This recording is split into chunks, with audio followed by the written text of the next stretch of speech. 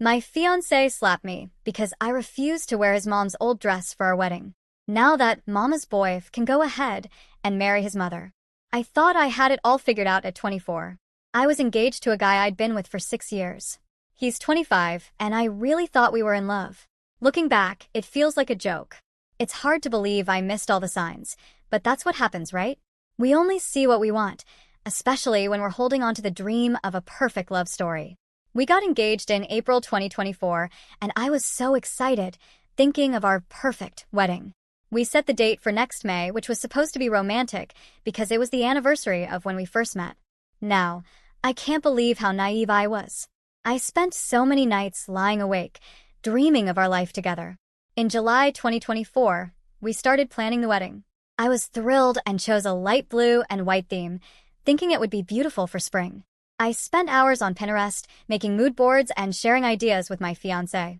I should have noticed something was wrong when he barely showed any interest, but I just told myself he was busy with work. I remember staying up late researching venues, caterers, and florists, putting all my energy into creating a perfect day. I'd send him links and ideas, and he'd reply with a quick, looks good, or just one-word texts. I thought he was just letting me have my dream wedding. Now, I know he simply didn't care. He was probably spending more time talking to his mom about each detail than actually planning with me. It's important to mention that my ex-fiancé, yes, ex-fiancé, is an only child. What I didn't realize was that I was signing up to marry a mama's boy who would always prioritize his mom's wishes over mine. He'd call her every day, sometimes more than once, and would check with her about everything, from the car he wanted to buy to what we should have for dinner. At first, I thought it was sweet how close he was with his mom, a sign that he cared about family. A couple of weeks ago, I went wedding dress shopping with my mom and sister. It was supposed to be a special day, a memory I'd hold on to forever. We went to several shops, trying on one dress after another. In the last store, I found the dress, a beautiful, elegant gown that made me feel like a princess. It only needed a few adjustments to fit perfectly. I was so happy. I remember standing in front of the mirror with tears in my eyes as my mom and sister admired how beautiful I looked. For a moment, everything felt perfect. I felt like the bride I had always dreamed of being. I was so excited that I sent photos of the dress to my fiancé, and he replied that it looked beautiful. I felt like I was on top of the world. But I should have known he'd rush to show those pictures to his mom, like a kid showing off a good grade. That's when everything went downhill. My future mother-in-law, or should I say, the woman who would have been my mother-in-law if her son wasn't so attached to her, saw the dress, and she completely lost it. She called me right away, but I was still out with my mom and sister, so I didn't answer. I figured I'd call her back later, thinking she might just be excited about the dress I'd chosen. When I got back home, I found her waiting for me. She had let herself in, probably using the spare key we'd given her for emergencies. She was sitting there like she owned the place. I walked in, still feeling happy about finding my dream dress, but that joy vanished the moment I saw her angry face. As soon as I walked through the door, she went off on me. She jumped up from the couch and started accusing me of lying.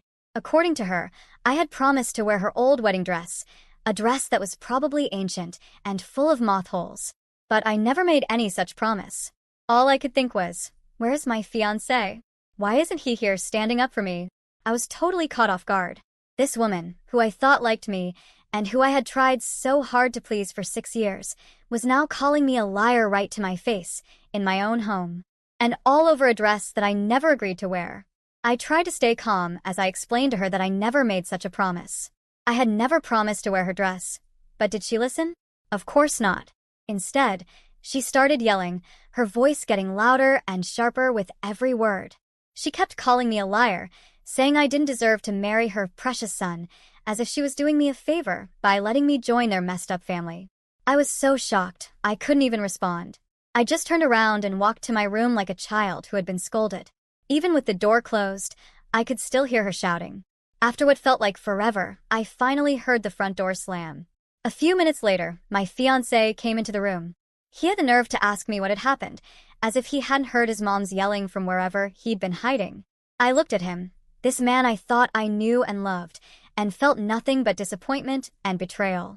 I told him my side, still in shock from the attack I'd just gone through. And do you know what he did? Instead of comforting me, instead of standing up for me, he started explaining his mom's side. He said that, apparently, when we first started dating 6 years ago, his mom had shown me her wedding dress, and I had supposedly said I'd love to get married in it. Now, I have no memory of ever saying that. Sure, 6 years is a long time, and maybe I said something just to be polite when I first met her. But to promise I'd actually wear her dress? No way. Besides, have you seen the style from 35 plus years ago? That dress would look better in a museum than on a modern bride. But my fiancé was actually taking his mom's side, entertaining the idea that I had promised to wear it and was now breaking my word. I went to bed that night feeling completely alone, even with him sleeping next to me.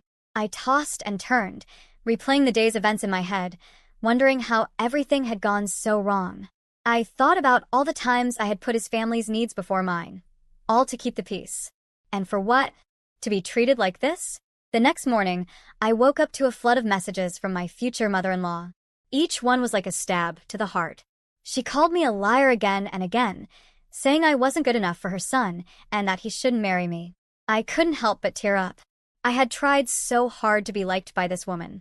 I showed my fiancé the messages from his mom, hoping he'd see how cruel and hurtful she was being. But instead, he just said, "She's probably just hurt that you don't want to wear her dress." Just hurt? Seriously? She was attacking my character, trying to push him into calling off our engagement, and all he could say was that she was just hurt. I couldn't believe it. That's when it hit me. This wasn't about a dress anymore.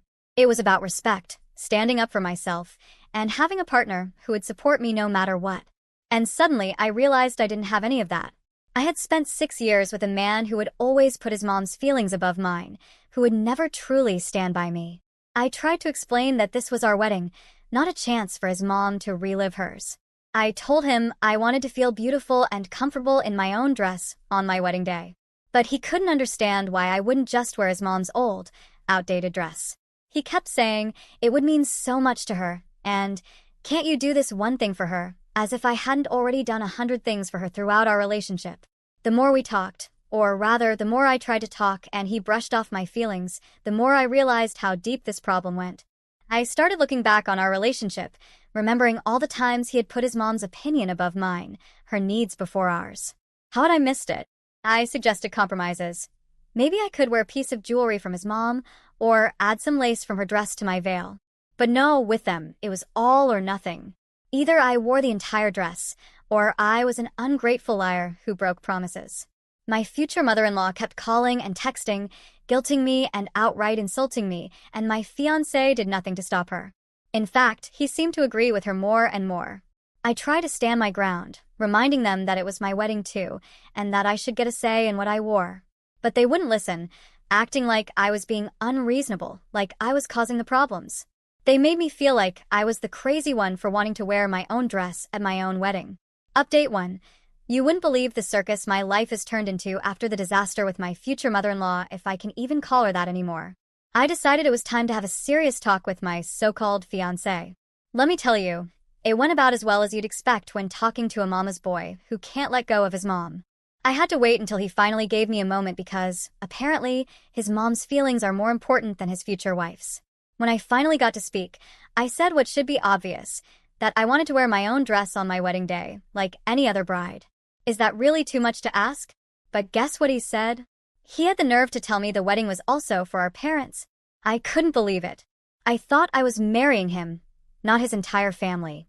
I didn't realize saying yes to him meant saying yes to him and his mom. I managed to stay calm, somehow, and explained that unless his mom was paying for the whole wedding, this was our wedding, not hers. But of course, common sense doesn't work on someone stuck in mama's boy mode. Then, because I clearly enjoy making my life harder, I reminded him that he originally said my dress was beautiful before his mom got in his head. And do you know what he admitted? He said he only told me that because he thought it's what I wanted to hear. He actually thought it was ugly. The level of manipulation in this family is mind-blowing. But I didn't even react. What's the point? It's obvious honesty isn't a strong point for them. Instead, I tried to be the bigger person and suggested wearing something else of his mom's as a compromise, because that's all I do in this relationship. Compromise, compromise, compromise. But oh no, that wasn't good enough. He said I should be grateful his mom even offered her dress, as if it were some great honor.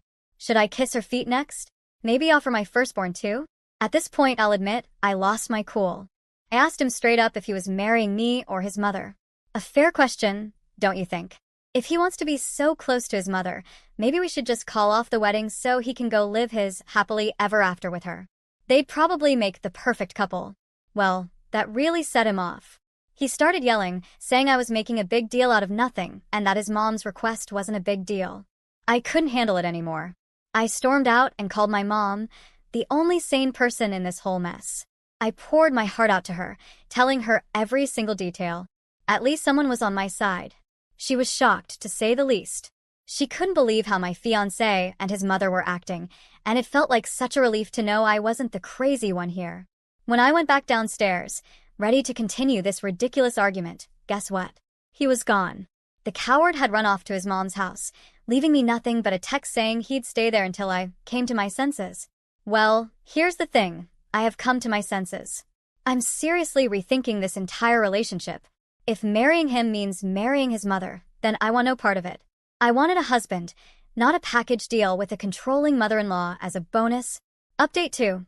First, thank you to everyone who commented and showed support. It means so much to have people backing me in this nightmare. I talked to my mom again, and she only confirmed what I already knew. My fiancé is acting like a childish, spineless mama's boy. So yesterday, the queen bee herself, my future mother-in-law, called me and said we needed to talk. Foolishly, I agreed. I should have known better than to expect a reasonable conversation from her. It's like expecting a shark to go vegetarian. It's just not going to happen. She started off by accusing me of going back on a promise I never even made. She actually said she was hurt by my actions, like she was the one who'd been wronged in all this. Before I could even get a word in, she made this grand statement, saying she was willing to move past it if I wore her dress. How generous of her, right? Maybe I should build a shrine to her, or something to show my eternal gratitude for her forgiveness. But I shut that idea down right away. I told her, very clearly, that it was my day, and I would wear what I wanted. Then, because I apparently love putting myself through more stress, I offered to wear something else of hers as a compromise. But no, that wasn't good enough for Her Majesty. It was her dress or nothing.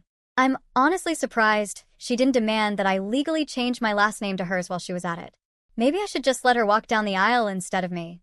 I tried one last time to explain to her that I wasn't comfortable wearing her dress, that I never promised I would, and even suggested she might be confusing me with one of my fiancé's ex-girlfriends. Let's be real, she probably thinks we're all the same, just a bunch of nameless, future mothers of her grandkids. Well, that set her off. She lost it over the phone, calling me a liar, saying I was unworthy and, get this, a witch. Seriously, a witch. What is this, the 1500s?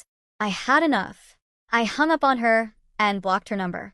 Good riddance, as they say. But oh, that wasn't the end of it. My spineless fiancé then texted me, saying it wasn't fair for me to yell at his precious mommy about the dress. According to him, I'm the one who's blew up. Never mind that his mother was the one throwing insults and acting like a complete lunatic. In his mind, his mom can do no wrong, and I'm just some evil woman trying to take him away from her. I told him to meet me at our house, so we could talk this out face to face. But guess what? He refused, saying he'd come tomorrow. So here I am, waiting for him to find the guts to actually talk to me in person. I called a few of my friends to get their thoughts, and they were just as shocked as I was at how quickly everything had fallen apart. As the night wore on, I found myself sitting in the dark, staring at my engagement ring. It no longer felt like a symbol of love and commitment. Instead, it felt like a chain tying me to a future I wasn't even sure I wanted anymore. I took it off and set it on the nightstand. For the first time, I let myself really consider that this engagement might not end in a wedding after all. Update 3. Well, the day of reckoning finally arrived. My fiancé actually showed up at our house, and I didn't waste a second. I laid into him about his childish behavior and let him know how hurt and angry I was at both him and his mom for trying to pressure me into wearing that hideous dress. He tried to interrupt, probably to defend himself, but I wasn't having it. I cut him off and told him straight up that this was about way more than a dress now. It was about him being willing to throw away our relationship over a piece of fabric. Of course, he didn't like that. He had the nerve to say he was only standing up for what was right, as if his mother's ridiculous demands were somehow the morally correct stance in all of this. I wanted to ask him if he left his brain at his mother's house along with his backbone, but I held back. Instead, I calmly pointed out that the wedding dress is a huge part of the wedding day. I told him there was no way I'd wear something I wasn't comfortable with. Then I reminded him that if we were really going to get married, and at this point that was a big if, he should be supporting me, not taking his mother's side over mine. That's when things got really heated. He looked furious, especially because I'd said if we get married instead of when. He started yelling, saying I was planning to cancel the whole wedding over a stupid dress and acting like it was all some kind of joke. Let me tell you, the only joke here was his behavior. I stood my ground and told him that this whole situation was making me question if I even wanted to marry him. And honestly, it was. Because if this is how he acts now, how is he going to behave when we're actually married? Right on cue, he tried to storm out again, his usual move whenever things get tough. But I wasn't letting him run away this time. I followed him, telling him we needed to talk this through, or I would end things right then and there. That's when it happened. He spun around and slapped me, like I was some child who had misbehaved, not the woman he was supposed to marry. I stood there, stunned, as he stormed out of the house and went running back to his mother. The sound of that slap echoed in my ears long after he was gone. I couldn't believe it had come to this. This was the man I thought I loved, the man I thought I knew, and he had just raised his hand to me, all over a dress, all because of his mother's feelings. In that moment, everything became crystal clear. This wasn't love. This wasn't a partnership. This was abuse, plain and simple. I called my sister right away, and she came over immediately. She helped me pack a bag, because there was no way I could stay in that house another night. That was it, no turning back. There's no way I'm marrying this abusive mama's boy. I texted him right after, telling him it was over. No discussion, no second chances. He'd shown his true colors, and they were uglier than his mother's old dress. Update 4. This morning, I took action. I went to the police station and filed for a restraining order. It'll go to court soon, and I have all the evidence I need. I took photos of the mark on my cheek from where he slapped me, and I have video footage of him coming to and leaving the house. Let's see him try to talk his way out of this one. Filing for the restraining order was both empowering and heartbreaking. As for the wedding, I've decided to turn lemons into lemonade. I'm using the venue to throw an early birthday party for myself. And instead of canceling the honeymoon trip, I'm taking my sister. At least I know she'll always have my back. I also took some advice and unblocked my ex and his mom, big mistake. His mom immediately bombarded my phone with nasty messages. I had to mute them both to keep my sanity. The bitterness in her words was shocking. She accused me of ruining her son's life, called me a gold digger, and told me I was never good enough for her precious boy. I sent one final text to my ex, officially ending things and telling him exactly what I thought of him. He responded with excuses, begging for forgiveness. But you don't get to slap me and then ask for a second chance. This is probably my last update for a while, but I want to thank everyone for your support and comments. It's helped me so much to know that I'm not the one in the wrong here. Final update. I've received so many messages asking what happened after I called off the wedding, so I thought I'd take a moment to answer the most common questions. Thank you again for all your support during this wild time. Question: how did your ex-fiancé react when you officially called things off? Honestly, it was a mess. At first, he didn't believe me. He kept saying I was overreacting and that we could work things out. When he finally understood I was serious, he went back and forth between begging me to reconsider and getting angry. He even tried to guilt-trip me by saying I was breaking his mother's heart. Even after everything, he was more worried about his mom's feelings than mine. The worst part was when he showed up at my apartment unannounced, crying and pleading with me to take him back. I had to threaten to call the police before he would leave. It was emotionally exhausting, but it only made me more certain I'd made the right choice. Question: did you get your money back from the vendors? This was a big headache, but I managed to recover most of it. The venue was actually very understanding when I explained what had happened. They let me transfer the deposit to a different event, so that worked out well. The caterer was a bit tougher, but we managed to agree on a partial refund. The biggest loss was the dress, though, since it had already been altered. The store wouldn't take it back, so I ended up donating it to a charity that provides wedding dresses to military brides. At least some good came out of it. Question: have you had any contact with your ex since the breakup? Very minimal, and only through lawyers. After he showed up at my apartment, I wanted a clear boundary.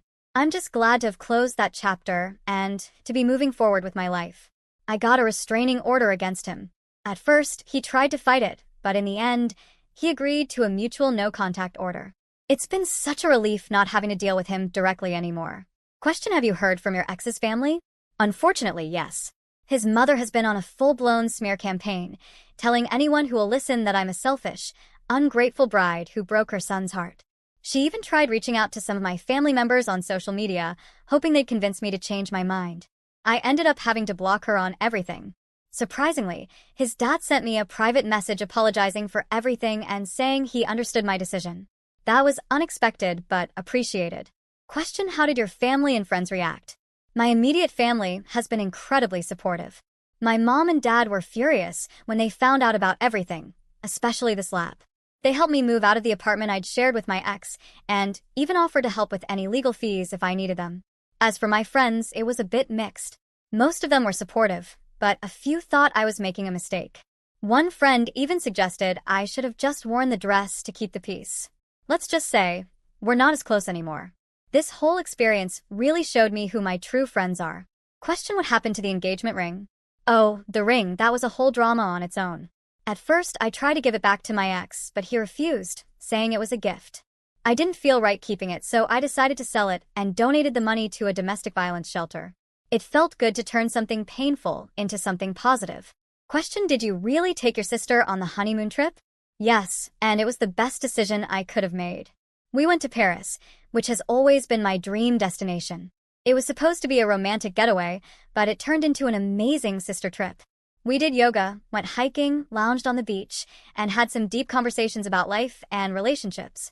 It was exactly what I needed to heal and move forward. Question: have you started dating again? Not yet, and I'm in no hurry. This experience taught me a lot about myself and what I want in a partner. I'm taking this time to focus on my own growth and happiness. I've started therapy to work through some of the emotional pain from the relationship, and it's been incredibly helpful. When I do start dating again, I'll be more aware of red flags and won't ignore my gut feelings. And you can bet I'll pay close attention to how any potential partner interacts with their family. Question: do you regret your decision? Not at all. All right, everyone's presentations are done. Nick, the manager, said as he tried to move the discussion forward. Excuse me, I haven't. I recently found out something. Nick interrupted me and began to speak. There's apparently someone in this department who didn't graduate high school and is just a part-timer. Meetings should be for employees only. Absolutely right. His lackey, Mike, of course, agreed with Nick. I'm leaving. After leaving the meeting room, I started to shut down my computer. I noticed that an email had arrived, not in my personal inbox, but in the company's shared email. Thinking, there's no point in speaking up, no one will listen, I went home quietly. The next day, I heard a commotion from Nick's desk. He was staring at his computer screen, his face pale. Nick! Is something wrong? Mike looked at the screen with him. And he turned even paler than Nick. Why is he so angry? Knowing the reason for Mike's distress, I thought to myself, serves them right. My name is Adam. My mother passed away when I was in the 9th grade, and I was raised by my father. Well, you could hardly call it being raised. After my mother passed, my father changed. He drowned his sorrows in alcohol, and though he still went to work, he squandered our living expenses on horse racing. Because of that, I had to start working part-time as soon as I entered high school. Every month, I went to the convenience store with bills in hand that couldn't be auto-deducted from my father's account. Even though I endured it because I didn't want to be alone, I reached my limit in my second year of high school and dropped out. I found a live-in job at a distant inn. Thank you for everything. The day I left home, my father, still staring at the TV, spoke. Take care. That was our last conversation. Back then, 18 wasn't the age of majority, so I needed my father's permission to work, and I couldn't hide my place of employment. Yet, my father never visited me even once. I kept working just to survive, and before I knew it, I was 42. Years of hard work paid off, and I was transferred to the headquarters. I was thrilled to be recognized by the company, as I thought I'd be working in the field until retirement due to my lack of formal education. Listen up. Our work can change the future of our employees. Don't drag us down. On my first day after the transfer, Nick, dressed in an expensive suit, spoke sternly. There was a reason for this. Our inn was located in a prominent tourist destination, known so well that everyone in the state could sing its commercial jingle. At its peak, we had 5 locations within the state. But that was long ago. Due to financial difficulties and aging facilities, only the place where I had worked for many years and the original establishment remained. I was prepared to lose my job anytime, but now there was a glimmer of hope. With the rise of social media, the tourist area where the inn was located started gaining attention again. Depending on how hard the sales department, where I was transferred, worked, we could either thrive or be forced to give up this prime location to the new hotel chains continuously popping up. For Nick, who had switched careers from another industry to strengthen our sales, this was a battle he couldn't afford to lose. I understood why he had to be strict. I will do my best. Nick sneered at my enthusiastic declaration. Did you not hear what I said? I'm sorry. I thought I was listening carefully. Out of habit from years of customer service, I apologized reflexively, though I had no idea what had offended him. Someone was watching me with a smirk. In this department, there are those who are expected to excel and those who have been shoved here because they have nowhere else to go. You are the latter. It was Mike, the section chief. He's 7 years younger, at 35. But he was called to headquarters much earlier than I was and had been moving around within the headquarters ever since. I'm not jealous, but I can't accept that he's my boss. Graduating from a prestigious university, he has an unusually high pride and caused many problems as a newbie, making things very difficult for me when I was the front desk leader. When I found out Mike was transferred to the sales department a month before me, I was disheartened. Mike is right. With just a middle school diploma, there's not much you can do. Don't even think about achieving results. As if I didn't exist, Nick remarked, I'm thirsty. Mike eagerly ran to the coffee maker. It seems Mike is Nick's lackey. I regretted being happy about my transfer to headquarters, wishing I had stayed on site forever. Send a direct mail to every company on this list by the end of the day. Nick only assigned me tasks that even a new graduate could handle. What? There are over 1,000 companies. You want me to send to all of them by today? Yes, if you and your fellow misfits split the work, even those with nowhere else to go should finish by today. I glanced at the employees typing away expressionlessly. They were worn out from customer service, only thinking about leaving on time, or were women reassigned after having children, with zero motivation for work. Even Sam, a new graduate from the same university as Mike, who was supposed to be among the expected achievers, had no enthusiasm for the job, having joined the company wanting to do customer service. I don't care what they say, I plan to quit anytime, he said. Only Nick and Mike were highly motivated, making all the decisions between the two of them. I originally only wanted to work at the inn to survive and had no particular attachment to this job. I swallowed my words, thinking I had no right to reprimand them. About a month after the transfer, Nick told us with a frustrated look. To commemorate the 50th anniversary, we've decided to create a plan exclusive for one group per day. Originally, Mike and I were supposed to come up with it, but our president, Mr. Thompson, insists on hearing everyone's opinions. So, you all get a chance. As Nick explained, Mike began handing out prints. Make sure not to embarrass Nick. If your ideas are half-baked, you'll have to redo them. It seemed that they had printed his handwritten notes by Mr. Thompson, which included several questions and a section for free responses. It made sense why Nick had to seek our input, given that all responses had to be submitted to Mr. Thompson. We were given a week to think about it, and a meeting was scheduled to compile our ideas. My plan is to let guests enjoy both the old and modern America. Nick began the presentations. Guests would watch a master confectioner at a nearby traditional sweet shop make sweets in front of them. The welcome drink would be premium tea in a bottle. Nick's plan was certainly attractive. After his presentation, Nick called on us to present in the order we were seated. Just as I stood up for my turn. All right, everyone's presentations are done. Excuse me, I haven't. I recently found out something. Nick interrupted me. There's someone in this department who didn't graduate high school and is just a part-timer. He was likely talking about me. I joined the company as a part-timer and was made a full-time employee when I turned 20. That was 20 years ago, so Nick and Mike probably had no chance to know until recently. Meetings should be for employees only. Absolutely right. After that, Nick kept creating opportunities to solicit everyone's opinions, purposefully excluding me from speaking. The meeting unexpectedly heated up and went past the scheduled end time. A few people asked to leave, and the discussion continued with the remaining few. Still here? Normally, you'd leave in that situation. Though I had no attachment to the job initially, hearing kind words from customers made me want to make them happier. For someone like me, with nowhere to go, the inn was my home and customer service was my life. I felt pathetic about my current self. I'm leaving. I left the conference room and started shutting down my computer. I noticed an email had arrived, not in my personal inbox, but in the company's shared email.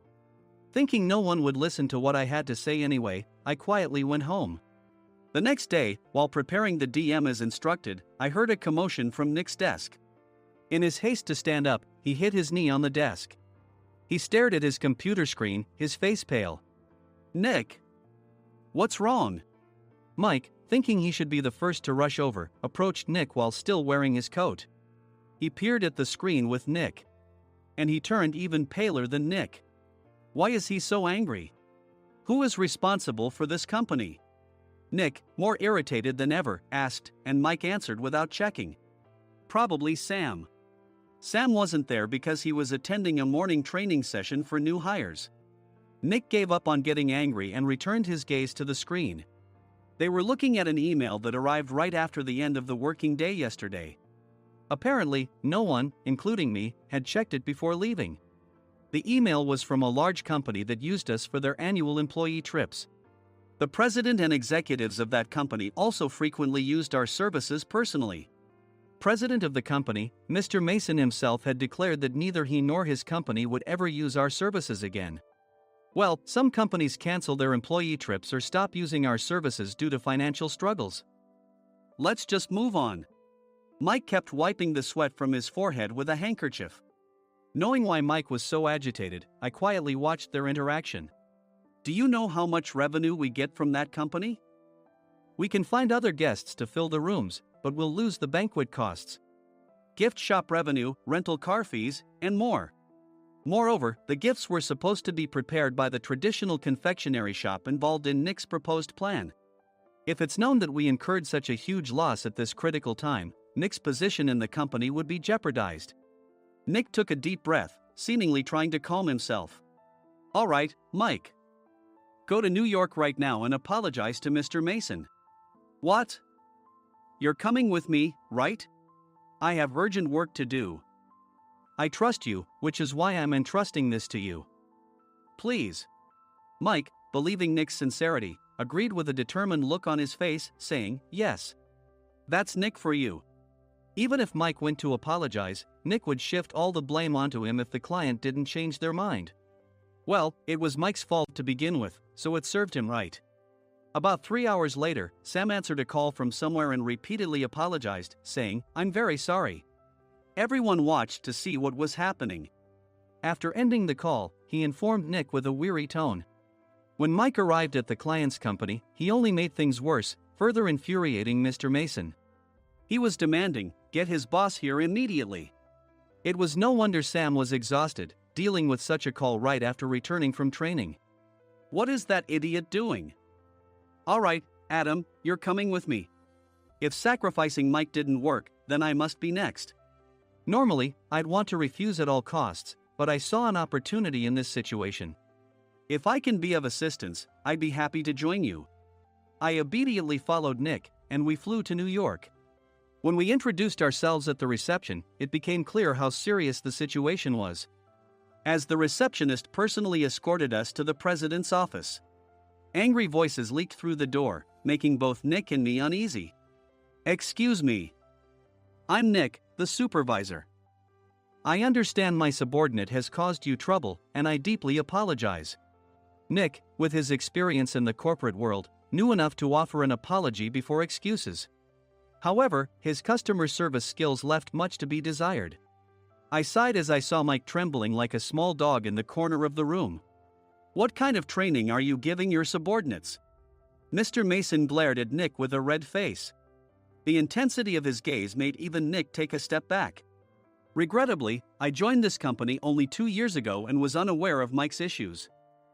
I should have identified his shortcomings sooner. Indeed. I should have realized sooner. No sensible person would come to apologize and then give a lengthy presentation on the drawbacks of not using their in. Nick froze, his mouth slightly open. Suspecting the worst, I picked up the documents that had fallen to the floor. It seemed Mike hastily prepared these documents on the plane, listing the disadvantages. Disadvantage 1: if you change the venue for the company trip, employees might suspect it's for cost-cutting reasons, leading to a negative impression. Reading it aloud half-jokingly, Nick snatched the papers from my hand and checked the contents with a furious expression. Among the stack of documents was a receipt from a nearby convenience store's copy machine. I felt a pang of dread, hoping he hadn't shown the receipt as well. What do you think he said when I asked what kind of nerve he had to do this?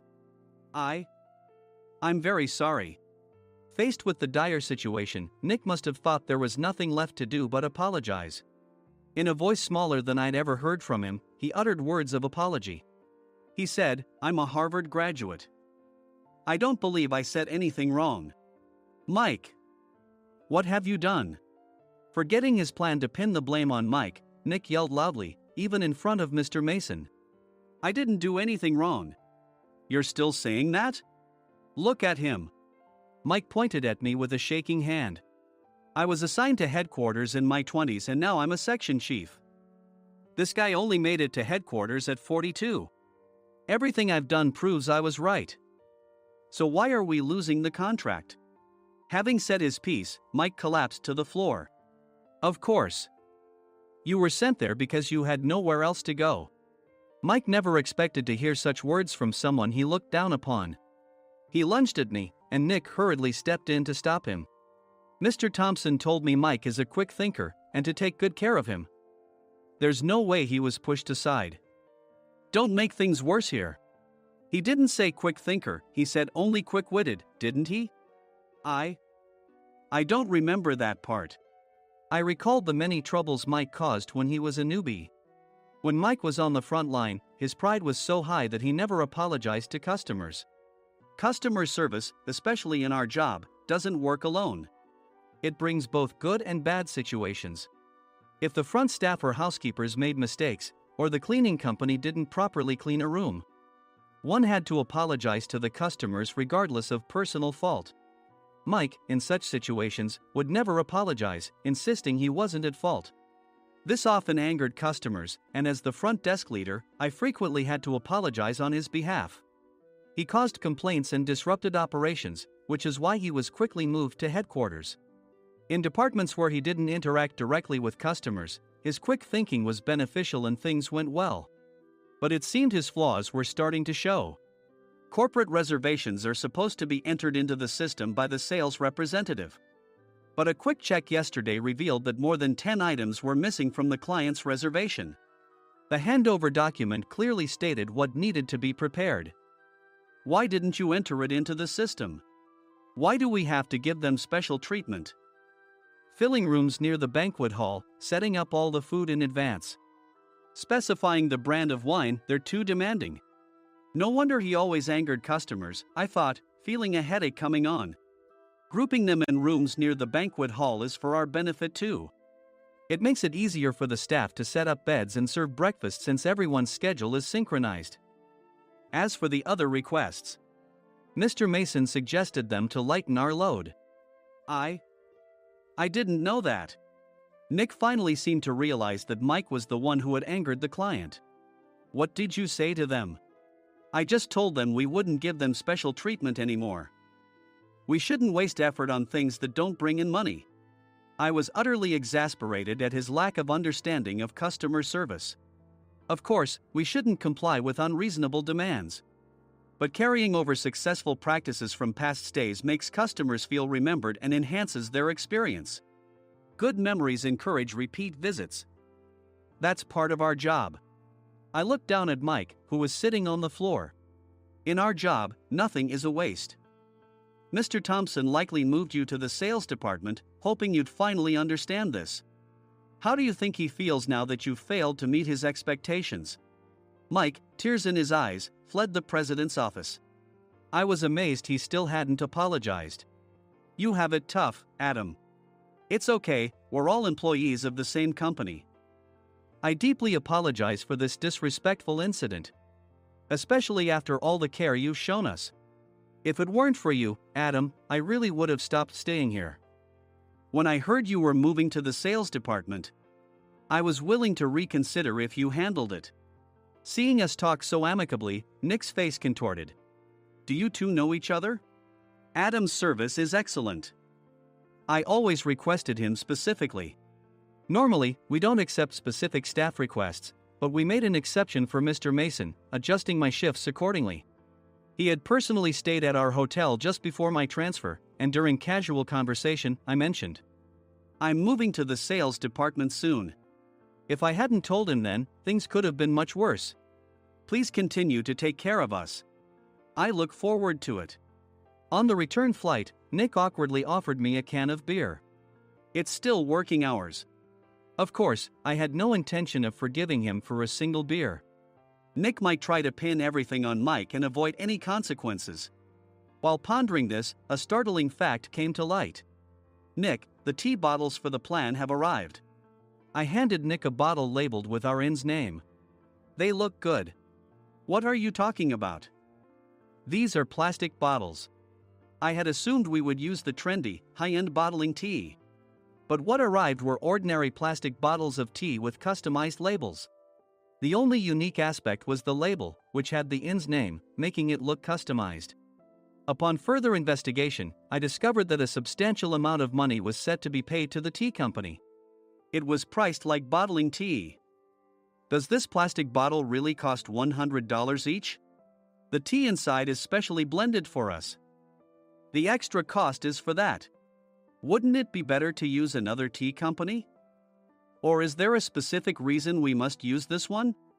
As Nick continued to make excuses, I showed him a printed email. I informed the tea company's president, Mr. Mitchell, that we discovered irregular payments and he confessed. He said you two were high school classmates and planned to split the extra money. That idiot. Why did he confess? That's not important. You should worry about yourself, this could turn into a police matter. Opening the bottle cap, I suggested. How about calming down with this tea? It supposedly has a relaxing effect. Nick drank the tea frantically. In the following days, decisions were made about their fates. Mike was reassigned to the General Affairs Department, with no chance of transfer or promotion, as per Mr. Thompson's orders. As for Nick, since the payment to the tea company hadn't yet been made, he narrowly avoided legal trouble. Instead, he was encouraged to leave the company, and to avoid further complications, Nick submitted his resignation. Rumor has it that connections between HR departments have made it difficult for him to find new employment. Even though it was good to have those two gone, something unexpected happened in the sales department. Everyone became motivated and united in refining the 50th anniversary plan. In the end, my plan was adopted. We collaborated with the Tourist Information Center to provide personalized guides. The plan, tailored to the number of guests, was truly special for the 50th anniversary. Hey, is Adam's family coming to stay? I immediately booked that special plan for my family. Sam noticed it on the reservation list and quickly picked up on it. Yes, I'm inviting my father. That's great. I might invite my parents too. I lacked the courage to face my father just as Adam. But here, with the confidence Mr. Mason praised, I felt ready. The 50th anniversary plan was a perfect opportunity to reconnect with my father. I hoped to bring back the days when we could laugh together as we once did.